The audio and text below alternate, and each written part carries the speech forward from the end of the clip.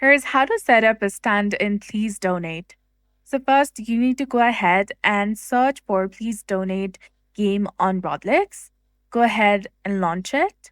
Now, once you're inside the game, first find an unclaimed stand. Approach it and claim it by holding the E key or clicking the claim button in the screen. Once it has been claimed, you can customize the text at the top. To edit your booth, you need to hold the E button over here. Then go to the text section and tap on edit. Here you can go ahead and enter your text. For example, let's write hello and press enter to update it. You can also change the font color and add an outline stroke and adjust its opacity, but customizing the buttons require VIP. So that's it for this video. I hope you found this helpful. If you did, please like, share, and subscribe. Thanks for watching. We'll see you again in the next one.